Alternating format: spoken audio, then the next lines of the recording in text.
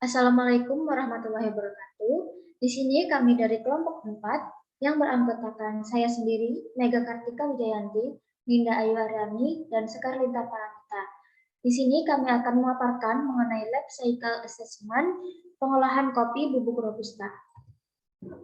Life Cycle Assessment atau yang biasa disingkat dengan LCA merupakan metode yang dapat digunakan untuk menganalisis dampak lingkungan yang ditimbulkan dari proses pengadaan bahan baku, proses produksi, hingga pengolahan limbah.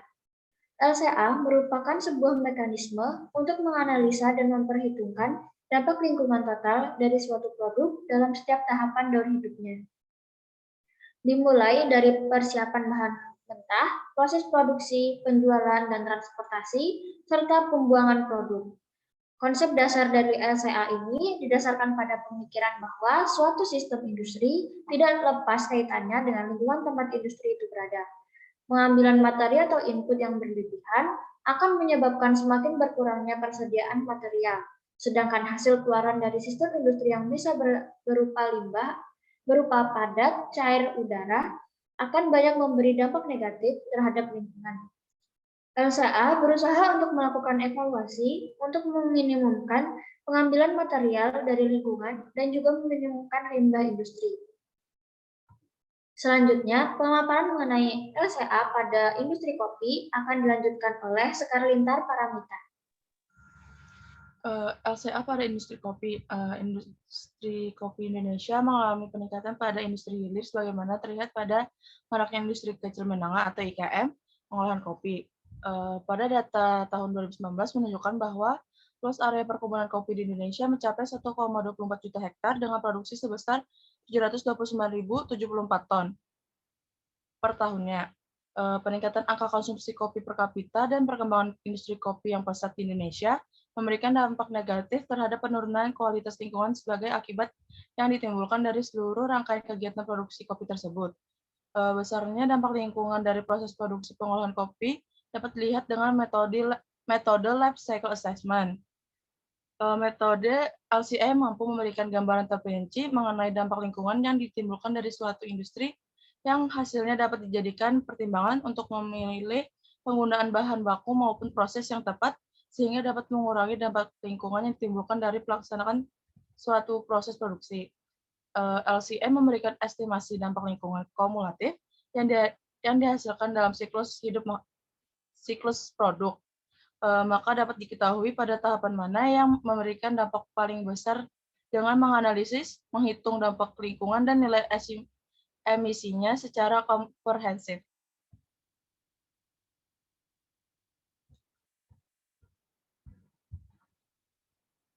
Selanjutnya, untuk sistem produksi cradle to gate akan dipaparkan oleh Ninda Ayu Aryani. Baik, untuk sistem produk cradle to gate, yang pertama itu ada perkebunan kopi, itu membutuhkan air serta pupuk. Kemudian dilanjutkan dengan pemanenan kopi, selanjutnya mengirim kopi ke industri kecil menengah. Itu untuk transportasi membutuhkan BBM, sedangkan untuk industri kecil menengah membutuhkan bahan bakar serta listrik. Kemudian pada industri kecil menengah tersebut dilakukan pengolahan kopi yang akan menghasilkan produk kopi serta limbah padat dan limbah cair. Di sini limbah padatnya yaitu adalah sisa kulit kopi. Kemudian untuk limbah cairnya itu hasil pencucian dari kopi.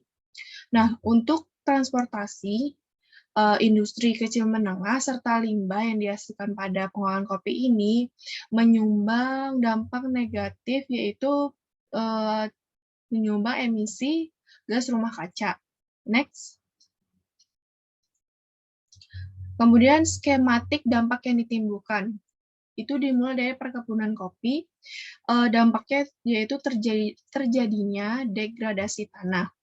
Kegiatan pembukaan hutan merupakan salah satu dampak terjadinya degradasi struktur tanah yang ditandai dengan penurunan jumlah pori makro tanah dan kemampuan tanah menahan air. Selanjutnya yaitu pada industri kopi, dampak yaitu menyumbang emisi gas rumah kaca terbesar, limbah debu, limbah bekas oli, dan sisa kulit kopi. Perkebunan kopi menghasilkan emisi gas rumah kaca yang cukup tinggi karena pada proses ini menggunakan pupuk anorganik, sehingga berdasarkan perhitungan potensi terhadap pemanasan global cukup besar. Pengoperasian selalu menghasilkan limbah debu dan sisa kulit kopi bertebaran terbawa angin, serta suara mesin kopi ditambah lagi dengan adanya getaran dan pencemaran limbah dari bekas oli mesin yang timbul mengakibatkan pencemaran lingkungan. Selanjutnya untuk produk kopi yang akan diberikan kepada konsumen yang berdampak terjadinya pembentukan sampah yang sulit terurai bagi lingkungan. Ini karena kemasan produk kopi yang kebanyakan menggunakan kemasan plastik yang merupakan kemasan yang membutuhkan waktu yang cukup lama untuk dapat terurai dalam lingkungan.